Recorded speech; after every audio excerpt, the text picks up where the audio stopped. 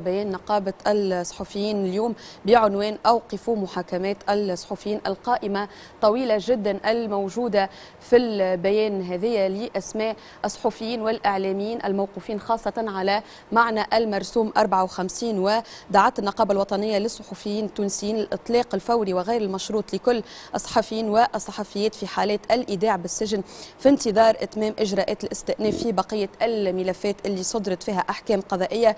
وكذلك ندت النقابة بالملاحقات القضائية الممنهجة اللي تطال الصحفيين والإعلاميين في تونس على خلفية آرائهم واللي تساهم في خلق مناخ غير ديمقراطي وحر لعمل وسائل الإعلام في تونس. نبدأ معك سي عبد اللطيف حول قراءتك لما يحدث في تونس مؤخرا، جدل حول واقع الحريات وخاصة العمل الصحفي والإعلامي وحرية التعبير والتفكير في تونس، وخاصة الإحالات على معنى المرسوم 54.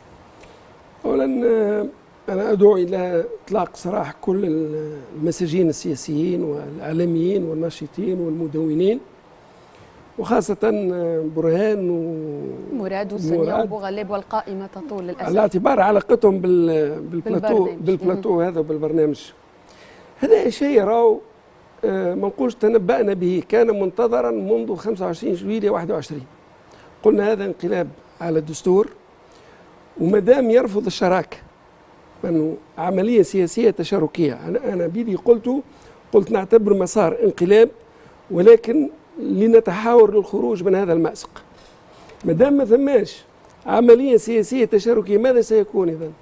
في بلاد منها تشوفت الحرية وعاشت مناخات من الحرية، ماذا سيكون؟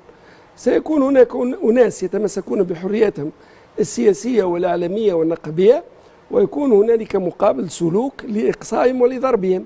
باش مش يقع إقصائهم وضربهم بالقضاء وبالمحاكمات اللي نشوف فيها، اللي هيئات الدفاع، اللي جمعية القضاة، اللي هياكل دولية، اللي إلى غير ذلك، تقول لا تتوفر فيها يعني مواصفات المحاكمة العادلة.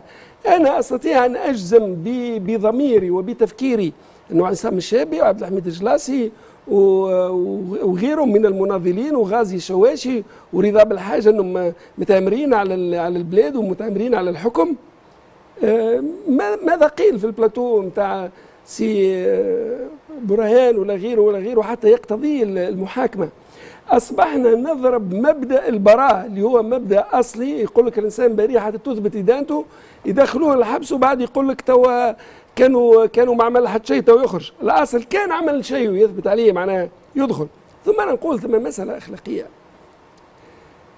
إذا نحبوا محاكمات عادلة يلزم من بعده على كل الشبهات السياسية، تبعد على كل الشبهات السياسية.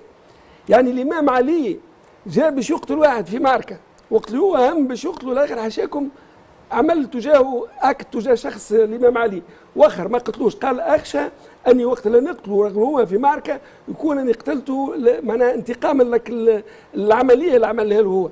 هذه محاكمات يعني مملوءة بالشبهات السياسية. كيف للسلطة السياسية ألا تسعى حتى إلى إبعاد هذه الشبهات؟